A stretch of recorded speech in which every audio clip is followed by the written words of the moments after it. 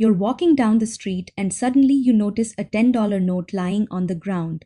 No one else has seen it. You look around, pick it up, slip it into your wallet, and keep walking. Simple, right? But later that evening, when you buy an ice cream for the same $10, something strange happens. Instead of enjoying the cold sweetness, your brain begins to race. A tiny voice asks, was this really mine? Should I have picked it up? Should I have left it there for someone else? Suddenly, you're not tasting ice cream anymore. You're tasting doubt. That voice in your head is morality. It's the silent judge we all carry inside us. And whether we like it or not, it never really stops. This is exactly where philosophy begins. Have you ever wondered why life feels like a constant struggle between questions and answers? From the moment we wake up, we are flooded with choices, big or small, simple or complex. Should I speak up or stay silent? Should I follow my desires or my duties? Am I living the life I want or just the life expected of me? Most of us push these thoughts aside because they make us uncomfortable. But deep down, they never really go away. They return when you feel guilt after making a decision, when you regret missing an opportunity, or when you lie awake at night wondering what your life truly means. Philosophy is not some dusty subject buried in old books. It is the art of questioning life itself. It gives us tools to explore morality, truth, justice, love, and even the meaning of existence. It doesn't give us ready-made answers. Instead, it teaches us how to think, how to argue, and how to face uncertainty without fear. When you read philosophy, you step into the minds of people who have wrestled with the same questions for thousands of years. Socrates, Confucius, Kant, Nietzsche, they all dealt with the same human struggles that we face today. And their words help us see our own dilemmas more clearly. So why should you read philosophy? Because whether you realize it or not, you're already living philosophy every day. The only question is, will you let those questions control you, or will you learn how to explore them? There are various schools of thoughts in philosophy. Before going into those, let's just dive into two more scenarios. Scenario 2, you're driving your car, music playing. While adjusting the volume, you fail to notice a pregnant woman waving for a lift.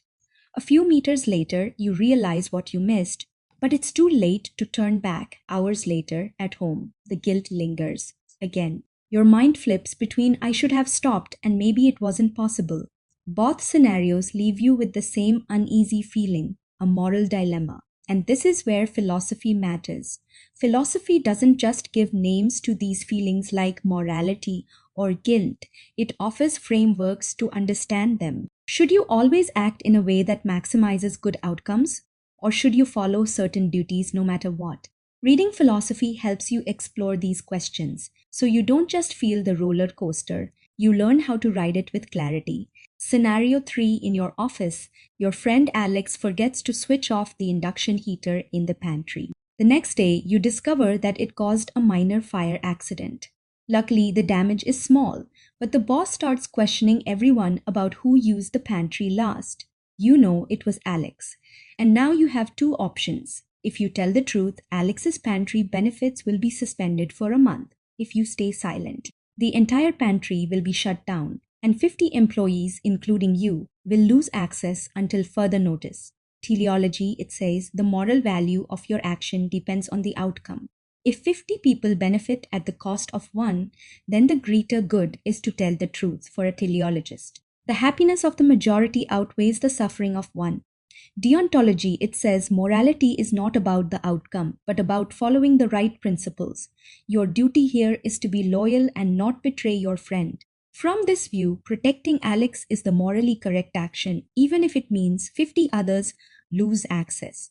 And this is exactly why you should read philosophy. It doesn't give you a single answer. It gives you different ways to see the same problem. It trains your mind to weigh outcomes against principles and to understand why your brain struggles with such dilemmas in the first place. There are various branches of philosophy. Now, we just dive into the core concepts of philosophy. 1. Metaphysics. 2. Epistemology. 3. Ethics. 4. Aesthetics. 5. Logic. 6. Political philosophy.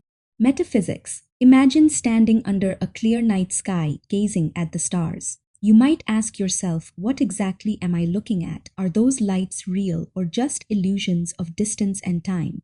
This moment of wonder is where metaphysics begins, the branch of philosophy that studies the nature of reality itself. Metaphysics asks the deepest questions humans have ever faced. What does it mean to exist? Why is there something rather than nothing? Is reality purely physical, or does it also include non material things like the soul, consciousness, or even abstract numbers?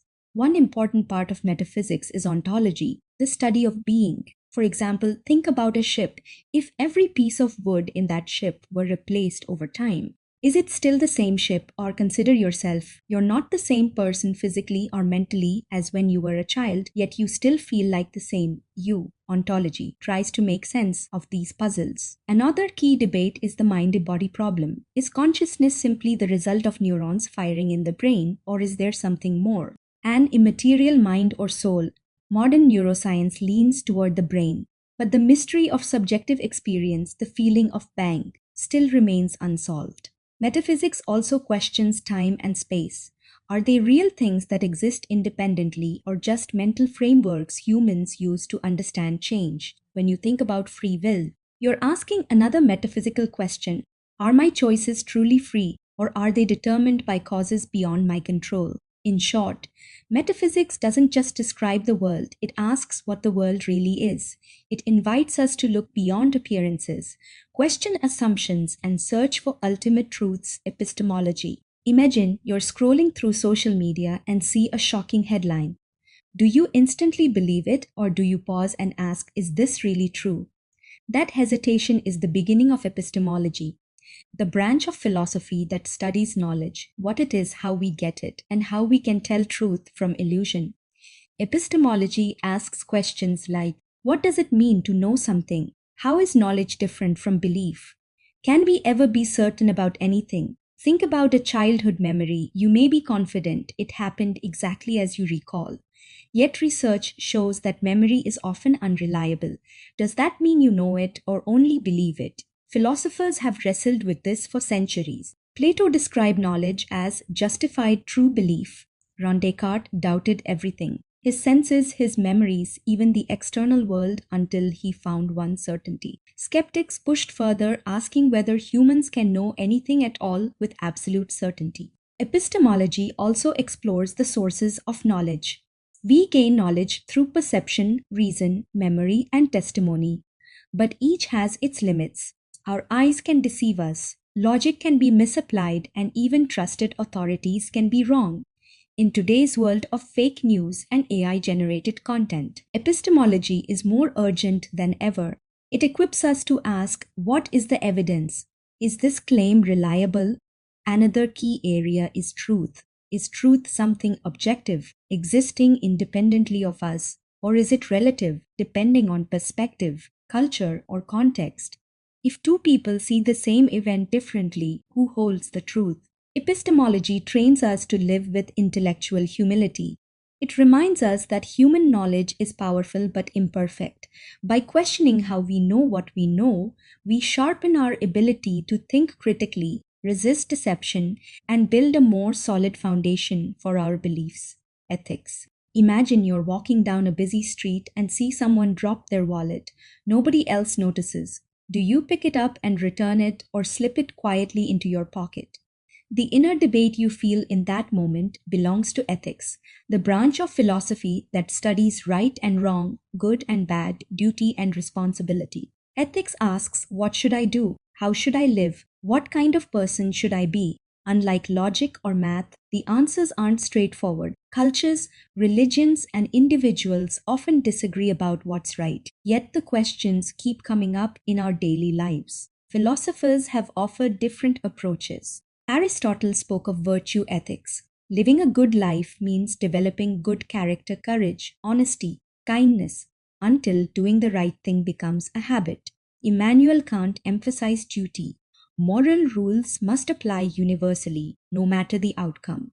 For him, lying is always wrong, even if it might seem useful, because morality must be consistent. On the other side, thinkers like John Stuart Mill defended utilitarianism. The right action is the one that produces the greatest happiness for the greatest number. These theories aren't just abstract. Imagine a doctor deciding who gets a scarce organ transplant. A Kantian might say every patient must be treated as an end in themselves, never sacrificed. A utilitarian might argue the organ should go to the one with the best chance of long-term survival, maximizing overall benefit. Ethics forces us to wrestle with these dilemmas in our own lives. Ethical questions appear everywhere. Should I tell a painful truth or a comforting lie? Should companies prioritize profit over social responsibility? Should technology like AI be controlled for safety, even if it slows progress? Studying ethics doesn't guarantee easy answers, but it gives us frameworks to think carefully, weigh consequences, and act with integrity. Without ethics, decisions are left to impulse, fear, or convenience. With ethics, we aim for a life that respects others and builds trust. Aesthetics. Imagine listening to a song that gives you chills or standing in front of a painting that moves you to tears. Why do certain sights and sounds touch us so deeply? This is where aesthetics comes in, the branch of philosophy that studies beauty, art, and taste. Aesthetics asks, what is beauty? Is it something objective existing out there in the world, or is it only in the eye of the beholder? For centuries, philosophers have debated this. Plato believed beauty pointed to higher eternal truths. Aristotle thought art should imitate nature. Later thinkers, like Kant, argued that beauty isn't just about personal preference. It creates a kind of universal harmony in the way we perceive the world. But beauty doesn't stop at paintings and symphonies. Aesthetics is everywhere in architecture, clothing, photography, film, design, even the layout of the apps we use every day. When you choose the colors for your room or feel inspired by a movie, you're engaging with aesthetics. Another big question in aesthetics is, what makes art valuable? Is art valuable because it's beautiful, or can art that shocks, disturbs, or even disgusts us still have meaning? Think of modern art. Some people see genius in a blank canvas or a sculpture of everyday objects, while others see nonsense. Aesthetics helps us analyze why those reactions happen and what they reveal about human creativity.